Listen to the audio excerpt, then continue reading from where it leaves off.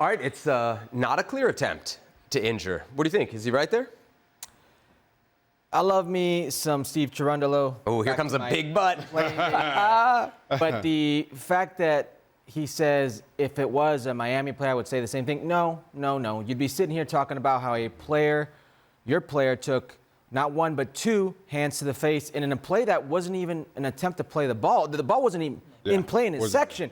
Nathan Ordaz is a very young player, but you could see the look in his eyes when they are reviewing this. You could see the look in his face when they give him a yellow card. It's one of relief. He knows he got away with one. I do see. CONCACAF is so unique, unlike any other confederation in the world, because you have a South American style in Inter Miami and a very North American style in LAFC being handled by a Jamaican referee. So what is a foul in one part of the world is not a foul in another part of the world. But surely that can't explain what happened here. No, this explains why the referee who had the final say in this went with what he did, because they gave him an opportunity to go check the VAR. Hey, we think there's a clear and obvious mistake here, one that I think was actually a clear and obvious mistake. That is a red card offense. It doesn't matter if it's contact or not. The intent of contact is a red card offense. If you attempt to hit your opponent in the face with your hand and also make contact, that's a red card offense. I don't care how you slice this up. It's one that got away, and like you said, surely it won't come back to bite him in the behind. He ends up scoring the game-winning goal. It's always the case. What do you think? What's the explanation? Is the ref? Because what I hear Cherundolo say is, I'm glad he respected the moment and didn't send a player off. Is that the explanation that the ref can have? That he didn't want to send a player off? No, a red card is a red card, regardless or should be, regardless of the competition, regardless of the stage of the game, whatever it may be. And general rule of thumb, anywhere in the world, hands to face is a red card. I think Ordaz also has a little bit of a kick out, which maybe doesn't connect. That on its own, the kick out on its own, is a yellow card. The hands to face on its own is a red card, all day, every single day. So how anybody begins to explain what the referee sees here. Gets him twice. He does get him twice. Exactly. This is a red and a yellow card. If we really want to stick to the letter of the law here, and then again, of course, not only does Ordaz step up and score the goal as he does, but just the fact that LAFC are playing with 11 men on the park in the first leg of a two-leg tie, it changes everything about the 180 minutes over the course of, these two ties. And for me, to begin to explain it, I think it's disingenuous. Cherundolo trying to do so, again, is disingenuous. I will guarantee that before long, he'll be called upon to answer for something or go back on those words. It's beyond me as to how or why this ever stood. It's a real head scratcher, huh? The beauty of going last when we all agree, right? What am I supposed to say now? The only thing I got out of it, I don't care if it's Jamaican referee and style of play, although I hear you, right? Laws of the games are laws of the game. Steve Cherundolo, you are very, very, very lucky, man. Even though your team was much, much better because Inter Miami were disastrous in that game, including our friend Leo Messi, right? But you look at this, and 99% of the time when we judge these things, we always say, well, we can't judge intent. We don't know what in player's head. We knew what it was in his head, right? As you said, the ball wasn't anywhere near. I tell you, the worst one was, which we couldn't truly tell, was the way he led with his forearm and elbow. That's the one. I mean, that one could have been, the other one, Falcone, he bit into it. Young player, Falcone knew exactly what he was doing. He was embellishing in the end. But that forearm, the elbow, then also the kick below, I mean, what else do you have to do to get a red card? I mean, for all that... Very, very lucky, and Cherundolo is full of it here. For all that, there's this kind of assumption that, all right, if he does get the red card, the game plays out differently. For sure it does. But the assumption then that Inter Miami would win, I don't know if I can go with that assumption, because they were so bad for the 90 minutes of this game, independent of whether that decision was made or not. I mean, this is, for me, one of the worst performances we've seen from Inter Miami. Am I wrong? Certainly under Javier Mascherano, absolutely. You talk about how bad they were. Messi wasn't bad. He wasn't good. No, hold on. Messi wasn't bad. He just wasn't Messi. And for us, that's a bad performance because he wasn't Messi. He was actually probably the best player they had. And if you look at why he couldn't get anything going, Steve Cherundolo sat back. He put 3 players on there, Igor Jesus, Marky Delgado, and Tillman. And anytime he got the ball, they were like flies. They swarm in. And he had no room to operate in the interior lanes. He, at the end of the game, started going out wide, trying to find the ball. You could say what you want about maybe they wouldn't have done well against 10 men. But the way they were going, that would have been a massive relief. LAFC is a team that has been very Jekyll and Hyde this year. They've either been all in and they've been decent, or they've been very, very bad. Terrible, in fact. 4 of the last 5 they've lost. To me, that's what's most disappointing about how bad Inter Miami were. If you're telling me LAFC, what I thought LAFC was going to be before the season, or what I thought LAFC was maybe going to be last season, wins 1-0 at home against Inter Miami, I'm not shocked. I'm thinking Olivier Giroud's a big part of that, by the way. Obviously not. This is a very, to your point, shaky LAFC. They look the best they've looked, and I think a lot of that has to do with how poor Inter Miami were. Yeah, look, I mean, Inter Miami has proven that they can win without Messi. Last season, already this season as well, right? Top of the Eastern Division as well. But they can't do it without Messi, Suarez, Jordi Alba, and I could go on and on and on. I think you got to throw in Luis Suarez. He was frustrating to watch last night. Luis Suarez. Messi, that might have been his worst game ever. I mean, he lost possession over 20 times. I don't think he's lost possession over 20. Oh, when you're trying to get something going for your team, no. But you're going to lose possession. Possession doesn't. With attacking players like that, possession doesn't matter. Herc, his passing, I was going to look at. I forgot, but 70-some%. I mean, come on. It never happens to him. He was. What I would say is, he might have been trying, and he may look He's once. the only player on his team that would try some. Look at everybody standing. Yeah, but he was bad. But he was still bad. By what we expect of him here, he was off it. Listen, you could say that. Herc, he's going to. This is where I think he's off of it. This is where I think he doesn't have that snap. You know where I think he's Look at the off free of it? kicks. There's no power there. Forget the precision. There's no power. He's clearly still not 100%. And by the way, this happened last year, last CONCACAF Champions Cup. Look at that map. What it doesn't tell you is that early in the first half, he was dropping back 20, 30 yards from his own goal. That's a desperate. You like the angry Messi? How many touches in the penalty area? Not a lot, 2.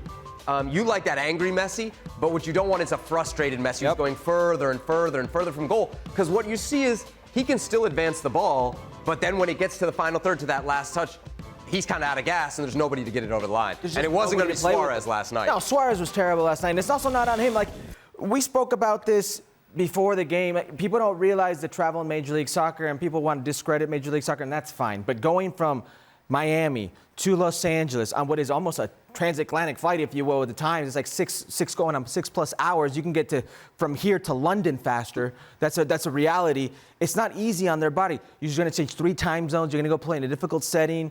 It's not the easiest things of the world for these guys who are on the other side of 30. He's 37 years old, will be 38 this summer. I can see why he struggled. I think it's more on Javier Mascherano. If you look at this team, they played with the idea of not conceding a goal, of not going out and scoring a goal. And I think that's because of the way this tournament is set up. I really do. I think Javier Mascherano said the most important thing for us today is we don't concede a goal. We cannot concede a goal. And they did. Oh, we've been over dramatic here. I mean, they're 1-0 down. It's an away first leg. Everything to play for in the second leg. They've got Lionel Messi. Things aren't that bad, maybe. Yeah, to that point, all of a sudden you turn it around in Miami, and this result, this performance, the non-red card is academic. Lionel Messi's performance is academic. And to Herc's point, I think that's the challenge when you're Leo Messi. When you've had the kind of career, when you are the kind of player that he is, all of a sudden you're just marginally better than the average human being, and it's a crisis because we're so used to Leo Messi being the best thing we've ever seen. But we've kind of known that this Inter Miami team has issues, and while to Janus's point, they've been able to get it done without Lionel Messi. At times, you just can't help but wonder if some of those aging players can do it consistently over the course of a very long season with some of the demands that Major League Soccer puts on every single player. Now, again, because Leo Messi is Leo Messi and continues even at his age to do Leo Messi things, that papers over a lot of the cracks. But when he's anything but his best self, or this version of himself, you see some of the struggles of Inter Miami. And you know, he's given us plenty of fireworks, and he's going to do it, right? I'm just stating a fact that he wasn't good for whatever reason, injury, coming back. But you know, this was an opportunity lost for LAFC. They had their chances. They didn't put Inter away, and I'm almost 100% sure that they're going to be out of it when they go back to Miami. Inter's going to win this. They're going to get through. Because Really? I look at Aaron Long, his header. I look at Timothy Tillman, that shot saved by I think Falcone on the line.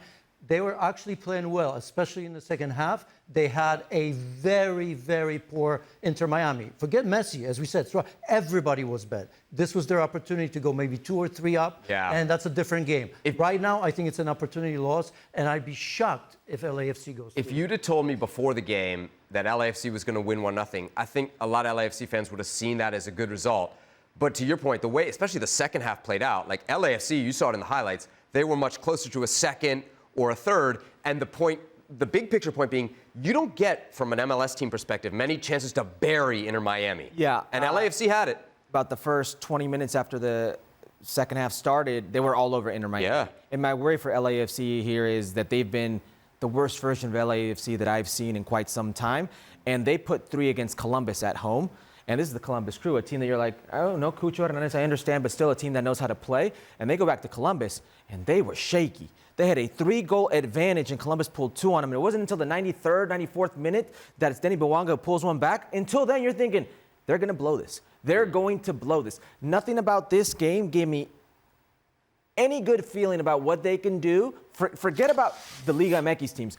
On that side of the bracket, right. On that side of the bracket, if Vancouver comes around, if Pumas comes around, like there was no part of this showing by both teams that made me think, okay, because it's Nathan Ordaz who scores the goal. It's not Oliver Giroud. You know what I'm saying? Like it's like Denny Bwanga was nowhere to be found. This team has all of a sudden regressed to its worst possible form. Sergio Busquets not available for the second leg. Does that change your optimism for Inter Miami? No, I mean, he's been steady, of course, right? I mean, he's smart enough to know how to operate in midfield without running. He reads the game very well. So it's a bit of a disappointment. But I just think that cumulatively, I think if you look at, I mean, up until this point, I was looking at Jordi Alba. I kind of made a comment, on social media. I mean, he still looks the part. I mean, this was one of those games. But before that, he's been absolutely, on fire. And Suarez and Messi aren't going to have 2 bad games. So, yes, it's a concern. I think, because in that midfield, I thought Inter looked poor. It seemed to me early on, just even listening to the commentary, that they were doing well because Alba was coming inside and Messi was coming inside.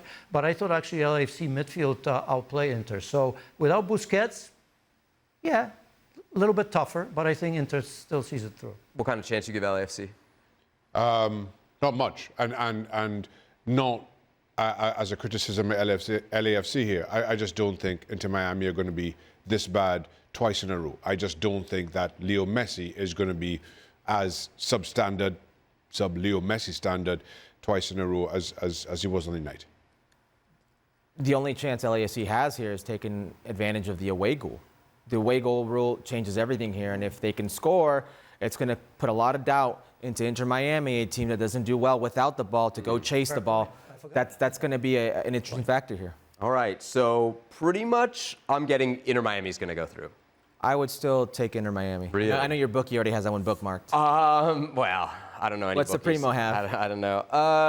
The Primo had a lot on Inter Miami last night, so the Primo's walking around on some felt today. It was not a good night for the old betting cousin. All right, let's move along now to the rest of the quarterfinal action. Oh, no, let's show you some of the stars from last night.